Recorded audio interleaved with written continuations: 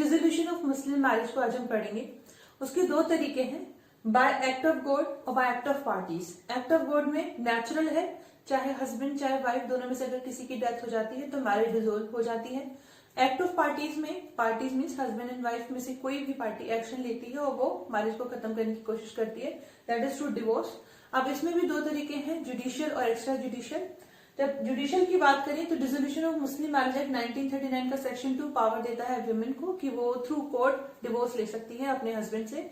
ये सेक्शन बहुत इंपॉर्टेंट है, इसके अंदर 9 ग्राउंड्स हैं जिन ग्राउंड्स के ऊपर मैरिज का डिसोल्व करने के लिए वाइफ जो है कोर्ट के पास जा सकती है डिक्री के लिए, मतलब वहां पर एप्लीकेशन लेके जा सकती है, सूट फाइल कर सकती है। और एक्स्ट्रा जुडिशियल की जब बात करें तो उसमें भी फिर आगे 3 तरीके हैं, इस चार्ट को बिल्कुल याद कर लेना। हस्बैंड के पास कुछ तरीके हैं, 3 तरीके दिए गए हैं।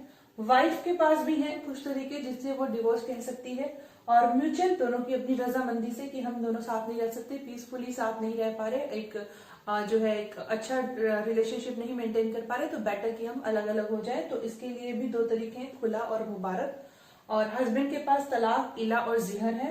वाइफ के पास डेलीगेटेड तलाक है और लियान है।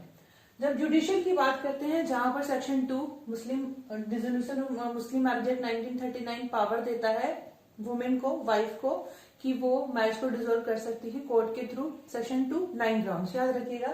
तो उससे पहले क्या था, वाइफ के पास, इस एक्ट के आने से पहले वाइफ के पास 3 ही तरीके थे जिनके थ्रू वो तलाक ले सकती थी। पहला था कि अगर हस्बैंड इंपॉर्टेंट है, दूसरा था कि लियान के थ्रू, ये वाला तरीका जहां पर उसके जो हस्बैंड है उसके ऊपर अडल्ट्री का फॉल्स चार्ज लगाते हैं, वो प्रूफ हो जाता है कि वो चार्ज फॉल्स है, झूठा अगर उसके ऊपर लगाते हैं ऐसा आरोप कि आपने अडल्ट्री की है, तो वो तलाक ले सकती है। ऐसा था कैसे, काजी के पास जाके, क्योंकि कोर्ट के पास तो नहीं जा सकती थी, तब काजी के पास जाकर के वो कह सकती थी कि अब मैं मैरिज को रखना नहीं चाहती। फक्स जिसको बोलते हैं कि अब कैंसिल करना है, मैरिज रेपुडिएट करना है क्योंकि मुझे ऐसा बोला गया है। फक्स मैंने कैंसिलेशन, तो काजी के पास जाकर के वो बोल सकती थी जब उसके पास लियान का चार्ज लगता था।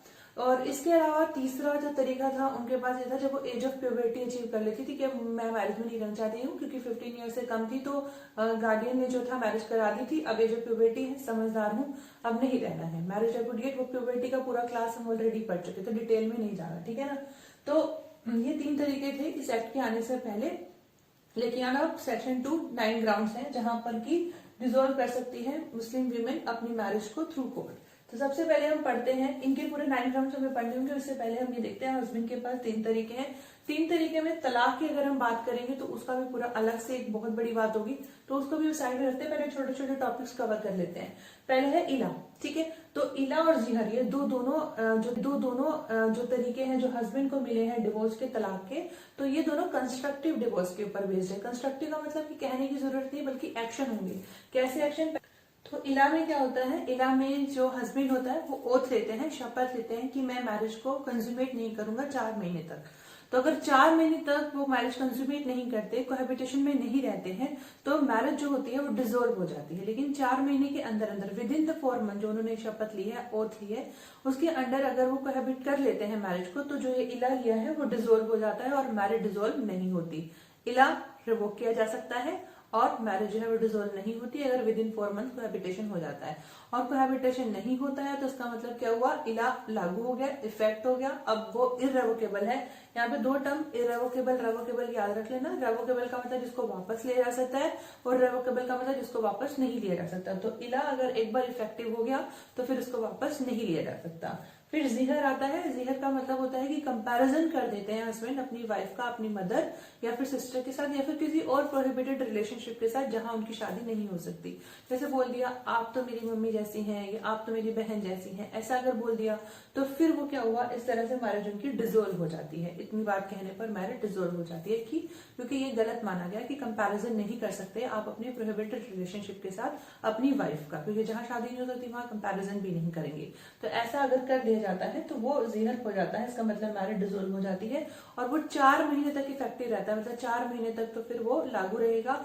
4 महीने के बाद अगर जो हस्बैंड है वो इस चीज को वापस लेता है, रिवोक करते हैं, तो वो अलग बात है। उसके बाद भी क्या होगा, अब अगर वो कोहैबिट करते हैं 4 महीने बाद भी, मतलब रिवोकेशन ये जिहर ऐसा कर दिया है और उसके बाद कोहैबिटेशन करते हैं, तो वो सिंफुल माना जाता है, मतलब कि उसे गुनाह माना जाता है कि अगर एक बार कंपैरिजन कर दिया तो फिर वो गुनाह हो गया, उसके बाद कोहैबिटेशन नहीं कर सकते। तो इस केस में वाइफ के पास 2 दो ग्राउंड्स बनते हैं क्या, या तो वो जुडिशियल डिवोर्स के लिए जा सकते हैं या फिर वो कह सकते हैं रेस्टिट्यूशन ऑफ कॉन्जुगल राइट्स के लिए। तो दोनों में से किसी तरीके से भी जा सकते हैं। अब सिंफुल है तो कोहैबिटेशन सिंफुल हो गया, भले ही जो है 4 महीने बाद आप कर रहे हैं, मतलब उस चीज को रिवोक करने के लिए कर रहे हो, तभी भी जो है सिंफुल हो गया है, तो पेनल्टी के लिए वो बोल सकती है जब जिक्र होता है। तो कौन? वाइफ, हस्बैंड को। तो वाइफ के पास कौन कौन से हैं? वाइफ के पास डेलीगेटेड है तलाक के ताफीज, इसको बोलते हैं डेलीगेटेड। जो ताफीज वर्ड होता है उसका मतलब होता है डेलीगेशन। तो यहाँ पर हस्बैंड के पास एक पावर होती है तलाक देने की, ठीक है। वो उसके पास एक ऐसी पावर है जो मतलब किसी भी तरीके से बोलते हैं उसके पास एक कहते हैं ना एक जो है इसके पास एक ये ऐसी है कि पावर को कोई तोड़ नहीं है, या फिर इसकी मतलब कोई लगाम नहीं है इसकी पावर पे, ऐसा पावर है। तो वो पावर को अपनी जो है अगर किसी को डेलीगेट करता है, किसको, या तो किसी अपने एजेंट को डेलीगेट करते हैं कि आप मेरे बिहाफ पे तलाक दे सकते हैं, या फिर वो अपनी वाइफ को भी दे सकते हैं। तो वाइफ को दे रहे हैं एग्रीमेंट के थ्रू देते हैं कि मैं आपको ये पावर दे रहा हूँ कि आप तलाक दे सकते हैं जब चाहे। तो दो तरीके से वो भी दे सकती है, तो परमानेंट या टेम्परेरी। परमानेंट है कि परमानेंटली दे दिया कि वो कभी भी तलाक दे सकती है, एग्रीमेंट कर दिया। दूसरा है टेम्परेरी कि एक सर्टेन टाइम पीरियड के लिए क्या, 1 साल आपको दे रहे हैं कि आप 1 साल के अंदर कभी भी मुझे तलाक दे सकती है, ऐसा लिखते हैं आप, ठीक है। अब ये जो अग्रीमेंट बनेगा at the time of marriage भी बन सकता है, वो बाद में भी बन सकता है, जहां पे अपनी पावर हस्बैंड वाइफ को डेलीगेट कर रहे हैं तलाक देने की, ठीक है। ये कंडीशन में भी बेस हो सकता है और अनकंडीशनल भी हो सकता है, लेकिन अगर कहीं कंडीशन रखी जाएगी तो वो इस्लाम के अकॉर्डिंग ही कंडीशंस होनी चाहिए, इस्लामिक ट्रेडिशंस के अकॉर्डिंग होनी चाहिए, अलग नहीं होने चाहिए। तो उसके बाद है लियान। लियान में क्या होता है, जब हस्बैंड वाइफ के ऊपर अडल्ट्री का फॉल्स चार्ज लगा देते हैं और उनको बोलते हैं, या फिर उनके जो बच्चे होते हैं उनको अपना जो है नाम देने के लिए मना कर देते हैं, कहते हैं कि मेरे बच्चे नहीं है, इस तरीके से। और वो फॉल्स चार्ज है वो प्रूफ हो जाना चाहिए कि हाँ ये गलत था, तभी जो है वाइफ को जो है इस बेस पे क्या मिलेगा, डिवोर्स मिलेगा, अदरवाइज नहीं मिलेगा। अगर प्रूफ नहीं हुआ कि वो फॉल्स चार्ज था, प्रूफ होता है कि ट्रू चार्ज था, तो फिर तो यहाँ पे डिवोर्स वाइफ की तरफ से तो मिलेगा ही नहीं। अगर हस्बैंड चाहेंगे तो फिर that is another thing, but Lian के बेस बनाने के लिए डिवोर्स का वाइफ को ही प्रूफ करना जरूरी है कि ये जो चार्ज था ये फॉल्स था। और प्रूफ करने के लिए एप्लीकेशन नहीं लगानी है कोर्ट में, बल्कि सूट फाइल करना है, इस चीज को ध्यान रखिएगा। फिर म्यूचुअल कंसेंट से दोनों की सहमति है भाई नहीं बन रही है आपस में, तो एक खुला है एक है मुबारक। तो खुला का मतलब क्या होता है कि खुला में ये वाइफ देती है, याद रखना कि वाइफ के पास अधिकार है कि वो हस्बैंड को तलाक देती है। और तलाक कैसे देती है कि यहाँ पर कुछ कंसिडरेशन देती है, मनी या प्रॉपर्टी देती है। जनरली क्या होता है, जो मेहर का जो रकम होती है उसको ही वो क्या करती हैं, अपनी रिलिंक्विश कर देती हैं कि ठीक है आपने मुझे मेहर की रकम देनी थी, अब खुला में दे रही हूँ, तो मुझे आपको इसकी रकम देनी है, तो हम दोनों को नील कर देते हैं, तो आप ठीक है वो कंप्लीट हो जाती है। तो लेकिन अगर ऐसा होता है कि वो पहले ही ले चुकी हो मेहर की रकम, तो उस केस में वो कुछ प्रॉपर्टी या पैसा हस्बैंड को देती है जब वो खुला दे रही है। तो अब खुला देने के लिए कैपेसिटी होनी चाहिए, कैपेबल होनी चाहिए, हस्बैंड एंड वाइफ दोनों की प्योबर्टी अचीव होनी चाहिए। और इसके अलावा जो है वो दोनों सेम माइंड के होने चाहिए, मतलब इनसेन नहीं होने चाहिए, और फ्री कंसेंट होनी चाहिए, जबरदस्ती नहीं कोई उनसे खुला ले सकता है। हनफी लॉ में माना गया है कि हाँ अगर फ्री कंसेंट नहीं है, कंपल्जन में दी जा रहा है खुला, तो भी वो माना, तो भी उसको लीगल माना है। अदरवाइज खुला जो है फ्री कंसेंट से ही आएगा, कैपेसिटी ऑफ पार्टीज में आएगा, और कंसिडरेशन जरूरी है। फिर मुबारक की बात करें तो मुबारक में दोनों पार्टी सहमत हो जाती है कि भाई हमारी अब आपस में नहीं पड़ रही, हमें तो साथ में नहीं रहना। अब देखिए जब दोनों को साथ में नहीं रहना, दोनों ने ये फाइनल कर लिया है, तो उस केस में क्या होता है, उस केस में दोनों को कंसिडरेशन देने की जरूरत नहीं होती है। तो ये तो कुछ फॉर्म्स हो गए जो हमने पढ़ लिए। अब तलाक और dissolution of Muslim marriage act के अंदर सेक्शन 2 में जो 9 ग्राउंड्स है उनको पढ़ते हैं। पहले 9 ग्राउंड्स फिर तलाक पढ़ेंगे, ठीक है। तो dissolution of Muslim marriage act 1939 में सेक्शन 2 में जो 9 ग्राउंड्स हैं उन ग्राउंड्स को समझिए। पहला जो ग्राउंड है वो पहली क्लॉज में बताया हुआ है एब्सेंट। एब्सेंट की बात कही गई है कि अगर हस्बैंड जो है वो हस्बैंड जो है 4 साल तक, यहाँ पे टर्म दिया हुआ है 4 इयर्स, तो अगर 4 इयर्स तक वो एब्सेंट रहता है, वो उसका नहीं पता होता कि वो कहाँ गया, आता ही नहीं है, वाइफ को मिलता ही नहीं है, तो फिर वो इसके ऊपर मतलब इसको बेस बना के डिवोर्स के लिए सूट फाइल कर सकती है।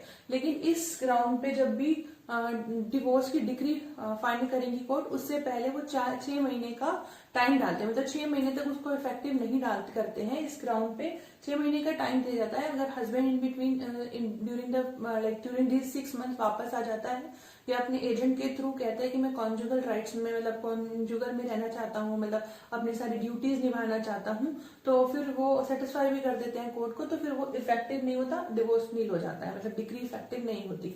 लेकिन अगर 6 महीने तक नहीं आ पाता है तो फिर वो डिक्री जो है इफेक्टिव हो जाती है।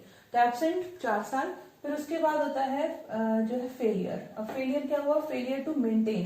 फेलियर 2 है इसमें, तो इसलिए याद रखिएगा, पहले फेलियर टू मेंटेन है।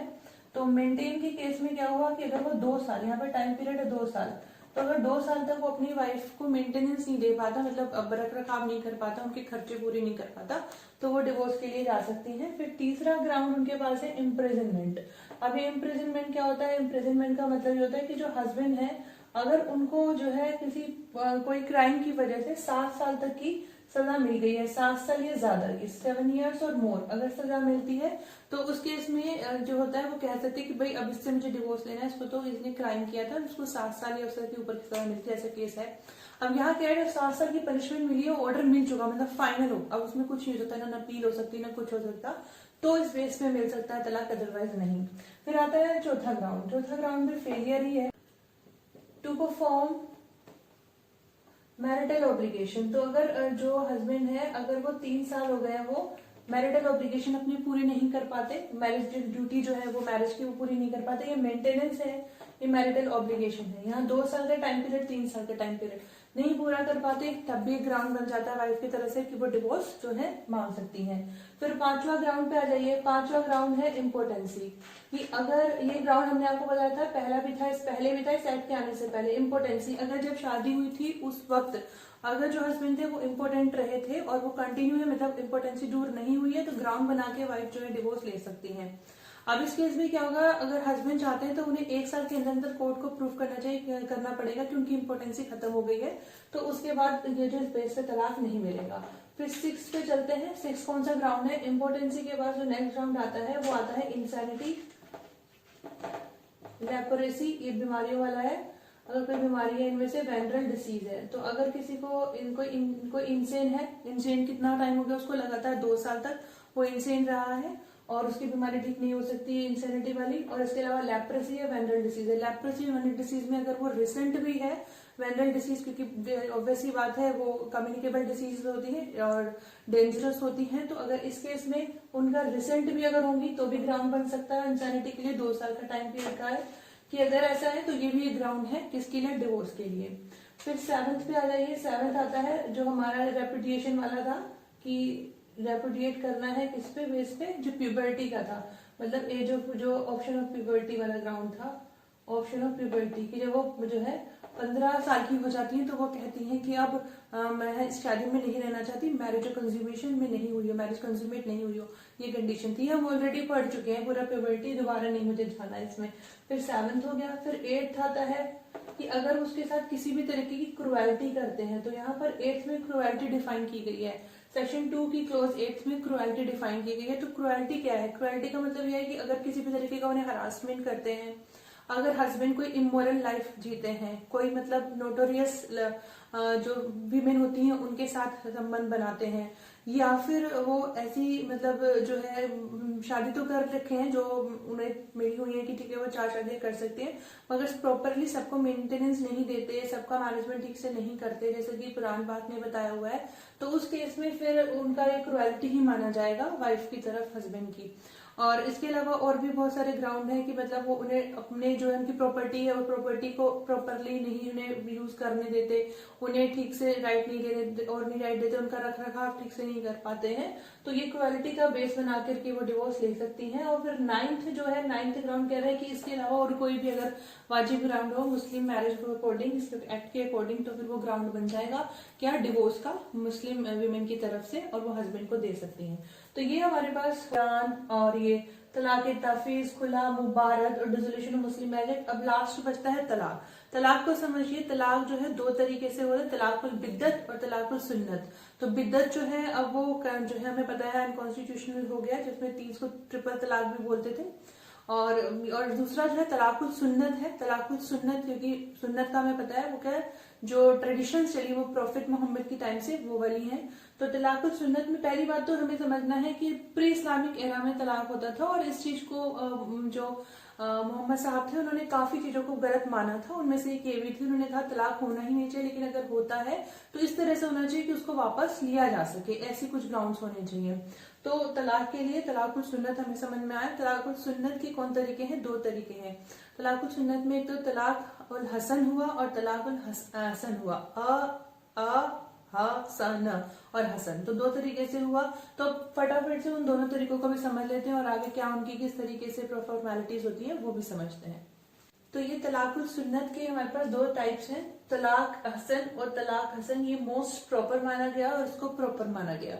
मोस्ट प्रॉपर एक ही वजह से माना गया है, वो इस वजह से, हालांकि दोनों रेवोकेबल है, मतलब दोनों को वापस लिया जा सकता है, एक बार बोलने के बाद, एक बार कहने के बाद वापस लिया जा सकता है, लेकिन इसको मोस्ट प्रॉपर और इसको प्रॉपर इसलिए कहा गया क्योंकि जो तलाक वर्ड माना गया, जिसका मतलब होता है टू रिलीज, अरबिक वर्ड है तलाक और उसका मीनिंग होता है टू रिलीज, तो उसको जो माना गया है वो इविल माना गया, मतलब एक बुराई माना गया, गलत बात माना गया है। तो उसमें जो ये इसी बात पे इन दोनों के बीच में मोस्ट प्रॉपर प्रॉपर की बात हुई कि कह रहे हैं कि यहाँ पर तो एक ही बार ये शब्द बोला जाएगा तलाक, लेकिन इसमें जो है बार बार बोला जाता है, इसीलिए ये प्रॉपर की कैटेगरी में आया और ये मोस्ट प्रॉपर की कैटेगरी में आया। अब मैंने इसके लिख दिया आपको किस तरीके से होएगा। सबसे पहले एक बार हस्बैंड जो होता है डिक्लेयर करता है तलाक के बारे में, डिक्लेयर कर दिया, फिर उसके डिक्लेरेशन कब होती है? जब वाइफ जो होती है तुहर पीरियड में होता है। तुहर क्या होता है? प्योरिटी का पीरियड होता है, मतलब कि मेंस्ट्रुएशन में नहीं होती है वो, तब जो है हस्बैंड जो होते हैं उसको तलाक देते हैं, मतलब तलाक बोलते हैं। अब जब तलाक बोल दिया उसके 3 महीने तक वो जब इद्दत पीरियड पे रहेंगी और 3 महीने के बाद जो उनका तुहर का पीरियड होगा उस पीरियड में वो क्या करेंगे, जो है उसको रिवोक कर सकते हैं या फिर फाइनल। 3 महीने बाद या तो एक्सप्रेसली बोल के कि मैं रिवोक कर रहा हूँ या कंज्यूमेट करके मैरिज को वो वापस से तलाक को ले सकते हैं, तलाक वापस ले सकते हैं। लेकिन अगर ना तो उन्होंने एक्सप्रेसली भी कहा कि मैं इसको वापस ले रहा हूँ, ना कंज्यूमेट की मैरिज, तो तलाक जो होगा वो फाइनल हो जाएगा। और तलाक हसन में क्या होता है? ये 3 ड्यूरेशन में होता है, 3 स्टेजेस होती है। पहली बार डिक्लेयर किया तलाक, तुहर पीरियड के दौरान वाइफ जाती है 1 महीने की इद्दत पे, फिर इसके बाद अगर हस्बैंड एक्सप्रेसली या फिर कंज्यूमेशन के थ्रू कर देते कि मतलब जो मैरिज थी वो डिसॉल्व नहीं होती हमारी, फिर से रिवोक कर देते हैं उसको, तो फिर जो अपना जो तलाक था उसको रिवोक कर देते हैं, तो फिर मैरिज जो है डिसॉल्व नहीं होती है। फिर अगर नहीं ऐसा होता ना तो वो एक्सप्रेसली ना कंज्यूमेशन के थ्रू अपना तलाक वापस लेते हैं, तो सेकंड डिक्लेरेशन करते हैं तलाक की, और फिर दोबारा से क्या होता है, फिर से इद्दत पीरियड के लिए जाती है वाइफ, और उसका 1 महीने बाद क्या होता है, उसके 1 महीने बाद फिर यही बात होती है कि अब हस्बैंड जो है या तो उसको तलाक को रिवोक कर लें एक्सप्रेसली या फिर कंज्यूमेट करके, अगर यहाँ भी नहीं करते तो फिर थर्ड इस पे जाता है, थर्ड डिक्लेरेशन होती है। फिर वही बात आ जाती है, उसके बाद 1 महीने का फिर से इद्दत पीरियड के लिए जाती है वो, और फिर अगर उसके बाद भी वो एक्सप्रेसली नहीं मना करते कि ठीक है मैं तलाक वापस लेता हूँ या कंज्यूमेट करते हैं मैरिज को, तो फिर तलाक फाइनल हो जाता है। तो ये होते हैं दोनों के अंदर अंतर।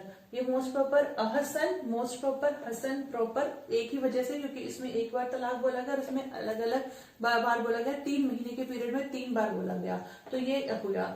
अब इसमें आता है कि एसेंशियल क्या है तलाक के। सबसे पहले कैपेसिटी, एज ऑफ प्यूबर्टी, जो प्यूबर्टी की एज अचीव कर गया हो, मतलब 15 साल से ऊपर हो, according to Muslim law minor नहीं हो, वही जो होगा तलाक ले सकता है, कैपेबिलिटी उसके अंदर आती है। अब यहाँ पर अगर कोई व्यक्ति माइनर हो तो नहीं ले सकते, अगर कोई अनसाउंड माइंड हो तो वो भी नहीं ले सकता तलाक। अनसाउंड माइंड में ले सकते हैं उस कंडीशन में जब वो जिस इंटरवल में वो ठीक हो जाते हैं, उनकी मेंटल कंडीशन ठीक हो जाती है, तब उस कंडीशन में अगर वो तलाक लेते हैं हस्बैंड, तो फिर वो उसको फाइनल माना जाता है। और कहीं पर यह भी माना गया कि जो अगर गार्जियन है, गार्जियन जो है वो मतलब हस्बैंड जो लड़का है, मतलब उसके बेनिफिट के लिए तलाक देते हैं, तो वो तलाक भी माना जाता है, मतलब गार्डियन दे सकते हैं अगर वो हस्बैंड के बिहाफ पे या हस्बैंड के बेनिफिट के लिए, तो हस्बैंड के बिहाफ पे दे सकता है, और अगर गार्डियन नहीं है तो काजी दे सकते हैं अगर उसके बेनिफिट के लिए है, और काजी नहीं तो फिर जज दे सकते हैं। तो ये तो हो गया कैपेसिटी। फिर आता है फ्री कंसेंट। अब फ्री कंसेंट में अलग अलग सब सोचते हैं। जब हम सुन्नी लॉ की तरफ चलते हैं तो वहां पर अगर कंसेंट फ्री से आई नहीं होती, जैसे कि अगर इंटॉक्सिकेशन से आई है, फ्रॉड से आई है, कोर्जन से आई है, मिसरिप्रेजेंटेशन से आई है और तब तलाक बोला गया है, तो भी उसको कहने वापस नहीं लिया जा सकता है। लेकिन अगर शिया लॉ की तरफ चले तो फ्री कंसेंट नहीं है, अगर जैसे अगर फ्रॉड से आ गई या मिसरिप्रेजेंटेशन से आई है, कोर्जन से आई है, तो फिर उसको जो है उसमें दिया गया तलाक जो है वो तलाक वैलिड नहीं माना जाता, वॉइड माना जाता है। इंटॉक्सिकेशन की बात करें तो इंटॉक्सिकेशन जो वर्ड है ये, इसमें भी अलग अलग चीजें आ गई, जैसे कि वाइन है या ड्रग्स है, कि क्या था, किस तरह का नशा किया हुआ था जब तलाक लिया।